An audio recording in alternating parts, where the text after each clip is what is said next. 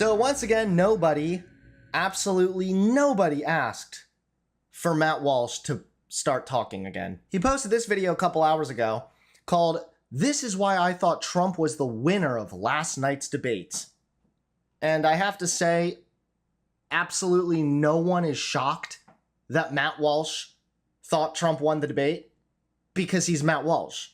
The man doesn't live in reality. Of course, his conclusion will not align with reality. Well, unlike every other political podcast today, I have a saved discussion of the debate for the very end of the show, and that's mainly because the debate was, in my opinion, not terribly interesting. In fairness, presidential debates are almost always boring. The last debate against Joe Biden was the exception, because watching the incumbent president decay live on camera is many things: shocking, pathetic, horrifying, hilarious at times.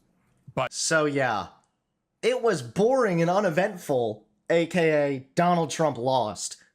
But the fun one was when Trump won. When Trump was winning the debate, that of course was really fun. This time around, Trump did not have the advantage of debating an opponent who had lost his mind. Instead, he was debating one who never really had much of a mind to begin with. And this worked to Trump's advantage early on, as he came out strong, hitting Kamala on her record and her habit of flip-flopping on every position she's ever had. And that set him up for one of the best lines of the... Really weird watching Matt Walsh say this after we literally just watched Ben Shapiro's commentary, in which Ben Shapiro said, Trump should have stuck to the issues more.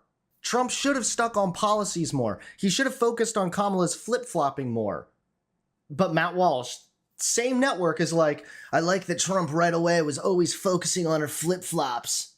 And policies like they have, I don't say her because she has no policy. Everything that she believed 3 years ago and 4 years ago is out the window. She's going to my philosophy now. In fact, I was going to send her a MAGA hat.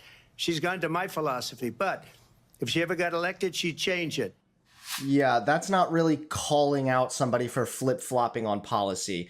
I would really much rather hear something like, you said you were going to do this, then you flip-flopped on it. Instead, him just saying, like, she flip-flopped on everything. She has no positions.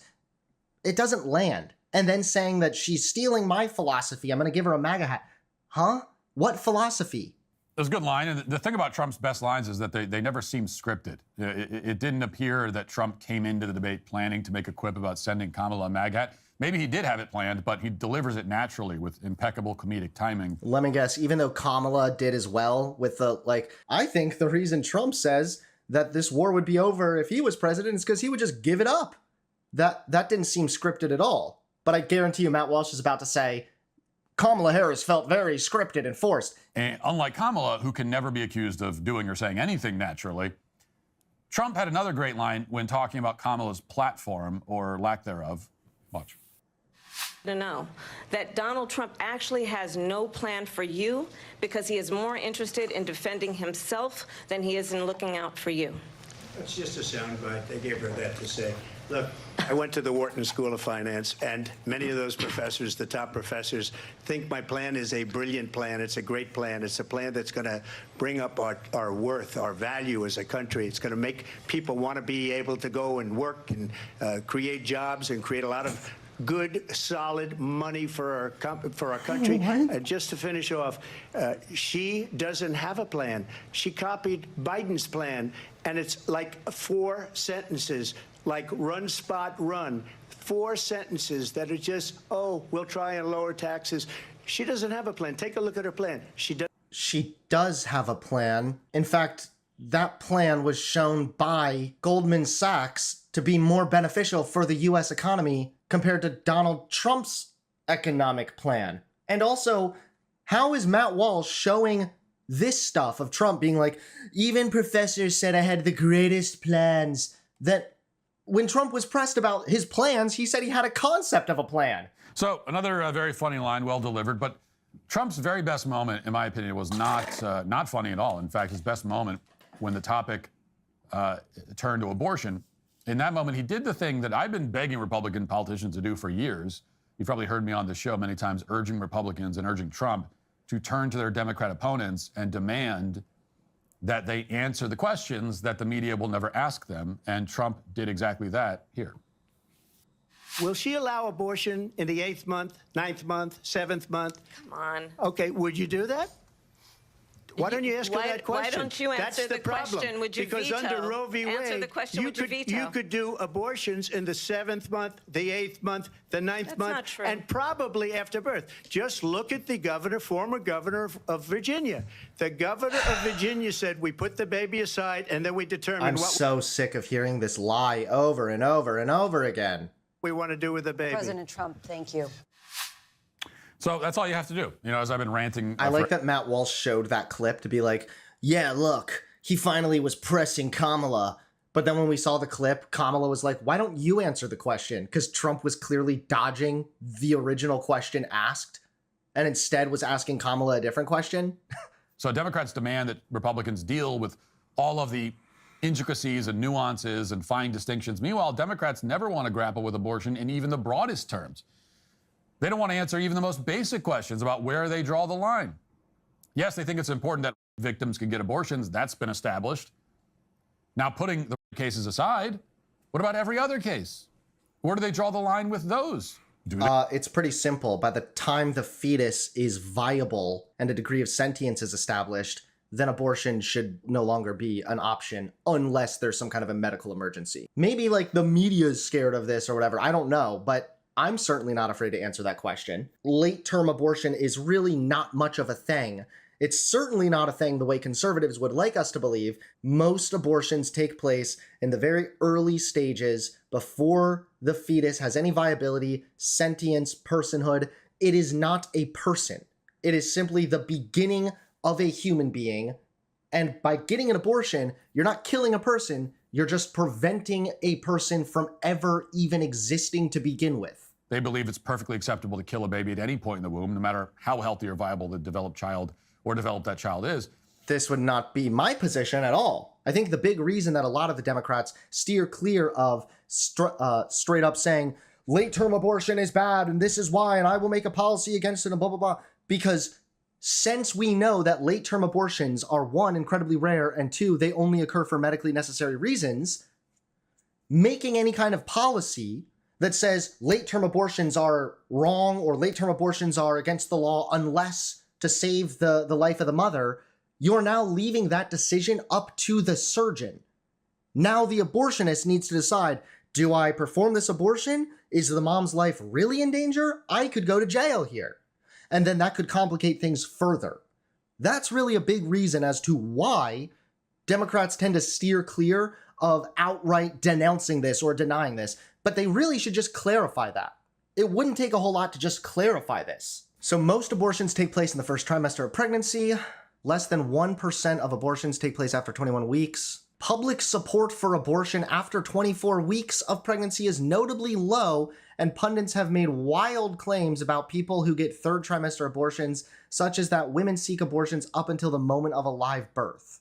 Third trimester abortions are substantially more expensive, difficult to obtain, and stigmatized than first trimester abortions. However, the circumstances that lead to someone needing a third trimester abortion may have overlaps with the pathway to abortion at other gestations. 2 pathways to needing a third trimester abortion: new information wherein the respondent learned new information about the pregnancy, such as an observed serious fetal health issue, or that she was pregnant, that made the pregnancy not or no longer one she wanted to continue. The barriers to abortion wherein the respondent was in the third trimester by the time she was able to surmount the obstacles to abortion she faced, including cost. That's actually really, really interesting and very peculiar right there, that conservatives are really fucking scared of late-term abortion, but according to this, when they're banning abortion outright, it makes it harder for people to get abortions in the earlier stage, so they're more likely to be seeking abortions in the third trimester. Once again, conservatives are making the problem and then complaining about the problem. Unfortunately, things took a bit of a turn shortly after that. Trump, it seemed to me, came out focused and on point. Kamala came out nervous and shaky, her voice sounding even whinier than usual. But about midway through, there was a shift. Kamala laid the trap that her advisors had planned. She dangled out the bait. And sadly, Trump went for it. Watch. And I'm going to actually do something really unusual, and I'm going to invite you to attend one of Donald Trump's rallies, because it's a really interesting thing to watch. You will see during the course of his rallies, he talks about fictional characters like Hannibal Lecter, He will talk about windmills cause cancer. And what you will also notice is that people start leaving his rallies early out of exhaustion and boredom. Also, I will say this, Kamala's voice is not whiny or shrill, and I think that people claiming that, I'm not gonna say that it's sexist flat out, but it certainly seems to have or carry with it sexist undertones at the very least. And I will tell you, the one thing you will not hear him talk about is you. You will not hear him talk about your needs, your dreams, and your needs. Exactly, yeah. I think that the reason Matt Walsh says that her voice is whiny or something is just because he's so unfamiliar with talking to women in general that a woman's voice is just like a foreign concept to him. It's like nails on a chalkboard, but no homo. And your desires. And I'll tell you, I believe you deserve a president who actually puts you first, and I pledge to you that I will. Vice President Harris, thank you. President Trump, on that point, I want to get your response. Well, I would like to respond. Let me just ask, though, why did you try to kill that bill, and successfully so, that would have put thousands of additional agents and officers on the border? First, let me respond as to the Please. rallies. She said people start leaving. People don't go to her rallies. There's no reason to go. And the people that do go, she's bussing them in and paying them to be there, and then showing them in a different light.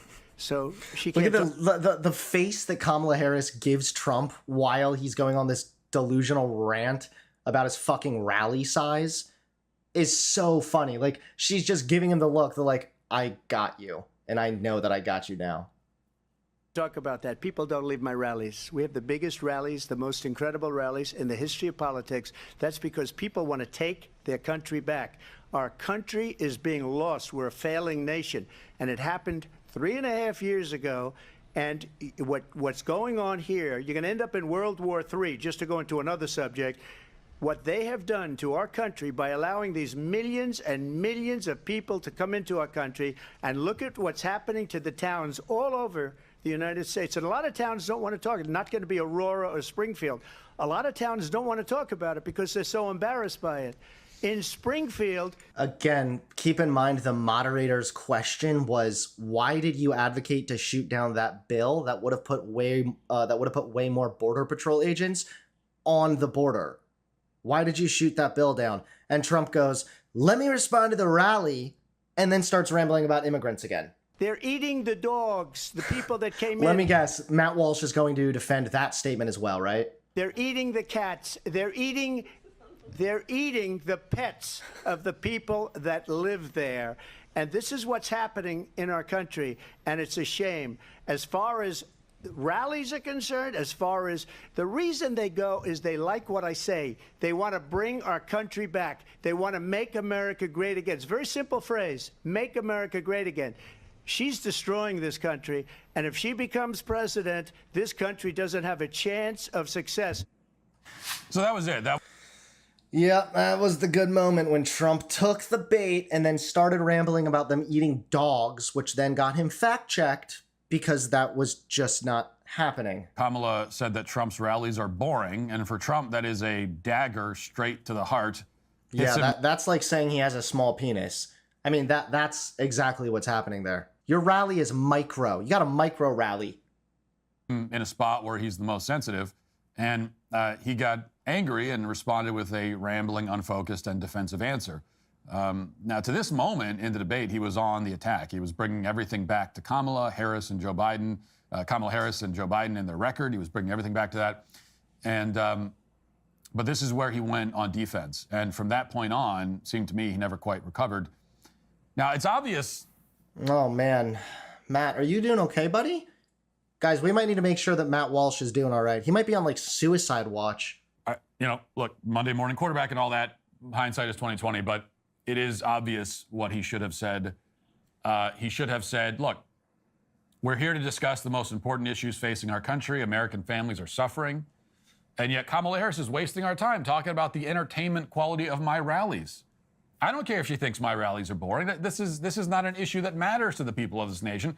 It's obvious why she doesn't want to talk about those issues. That would have been a much more solid response from Trump. By handling it that way, you pivot back to the Biden-Harris record, and you make her look silly and small for bringing up the subject to begin with.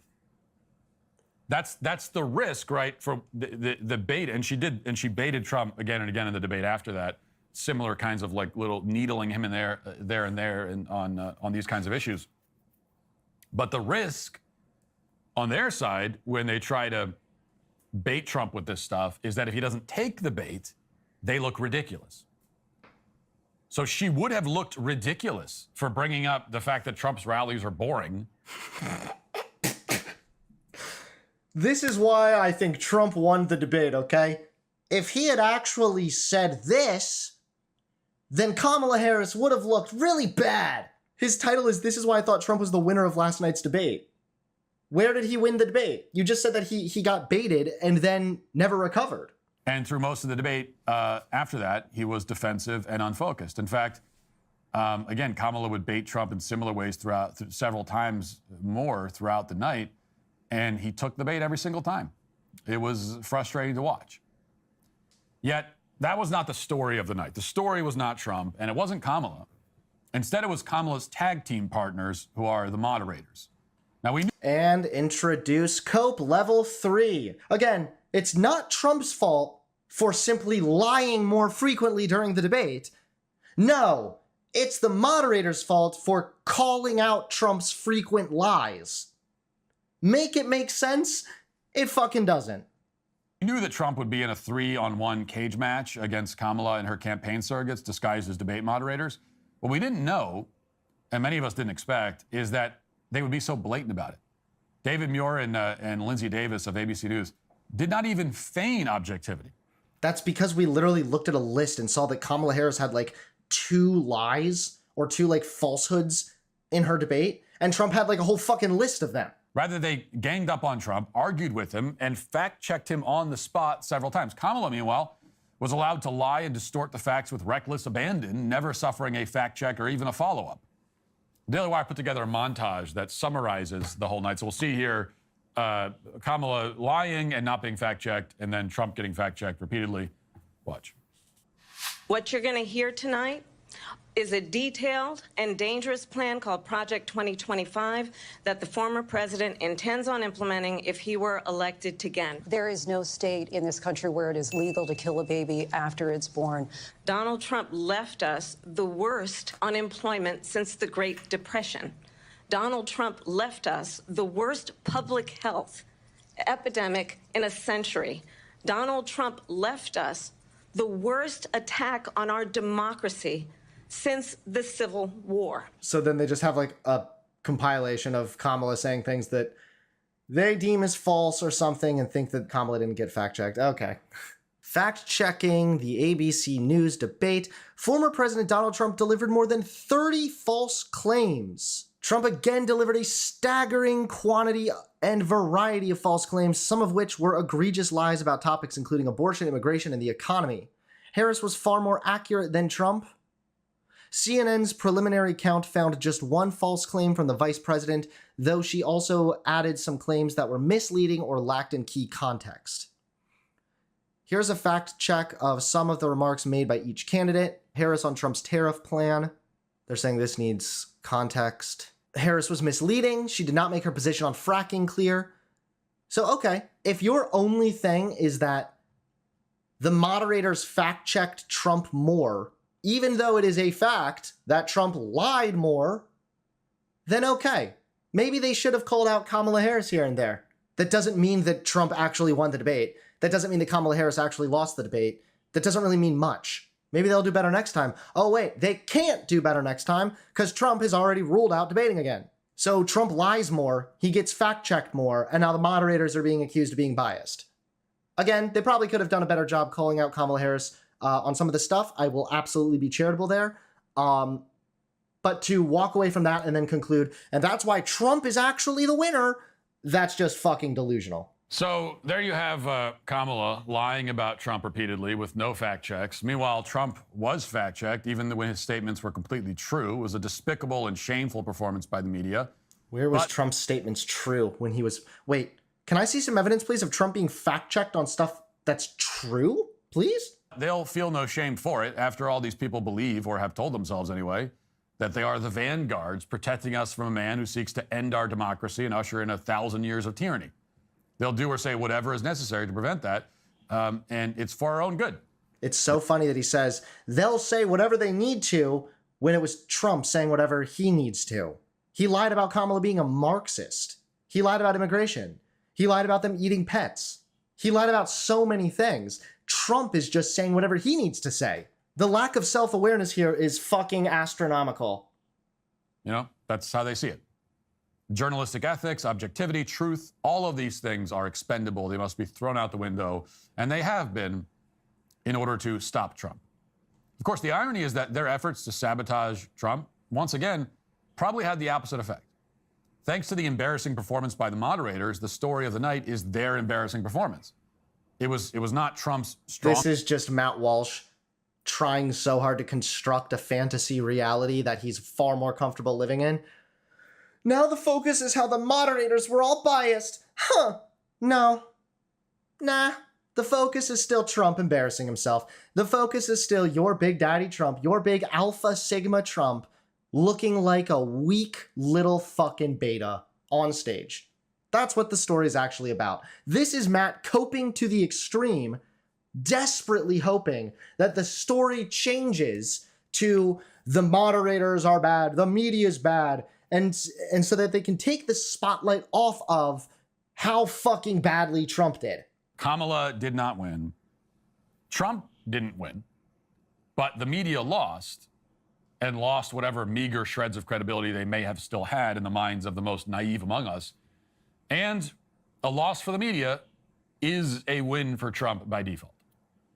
And that is why, after last night, the ABC moderators and the entire corporate media complex are all today canceled. So the reason Trump won is 'cause the media lost?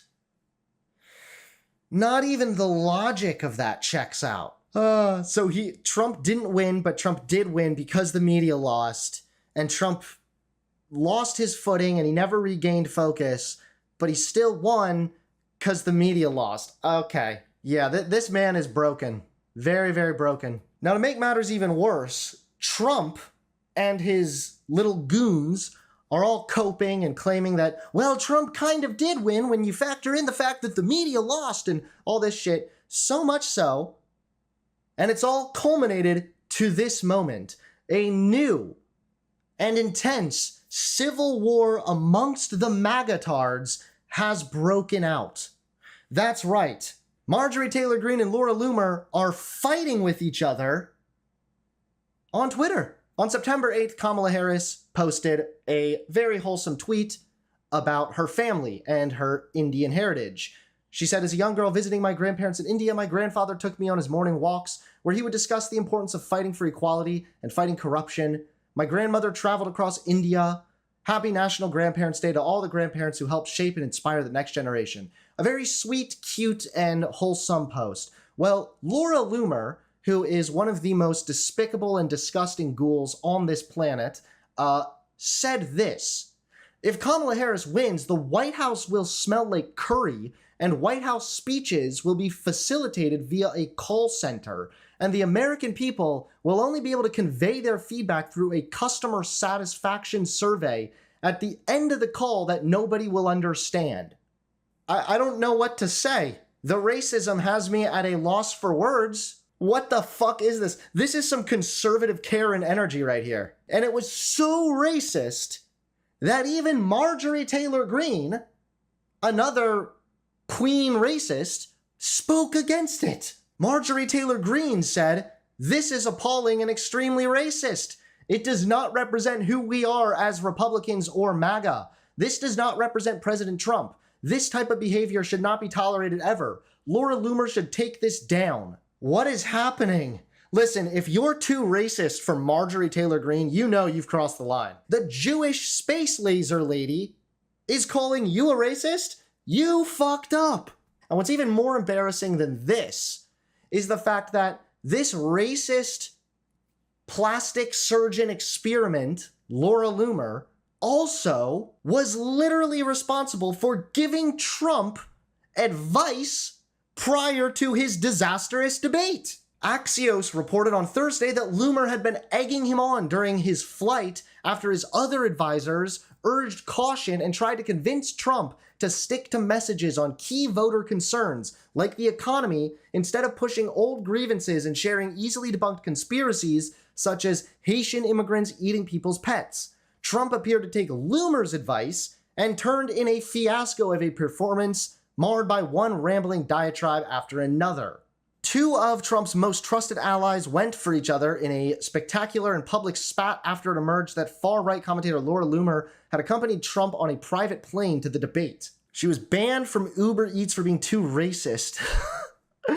Dude, could you imagine just being so racist that Uber Eats is like, you know what? Fuck you, starve. Of course, there's a little bit more contention here because although Marjorie Taylor Greene is attacking Laura Loomer, you can see here from the past, Marjorie Taylor Greene and Laura Loomer have actually been friends. They've been buddy-buddy. In fact, a couple years ago, she tweeted congratulations to Laura Loomer on her primary win. This was in August 19th of 2020. The combative Loomer responded with a series of broadsides accusing raging anti-Semite Greene of infidelity and of behaving like a leftist for attacking her over what she said was a joke. Greene, for what it's worth, has a long record of flirting with anti-Semitic tropes and voted against an anti-Semitism awareness bill in Congress because she claimed it would, quote, could convict Christians of anti-Semitism for believing the gospel that says Jesus was handed over to Herod to be crucified by the Jews. Laura and I used to be friends going back to 2018, Greene retorted. I used to defend her and support her. Well, more drama for MAGA. If you want to support the channel, please consider becoming a member today. Members get early access to videos, access to all the stream VODs, and exclusive access to emotes as well. So if you'd like to support the channel, become a member today.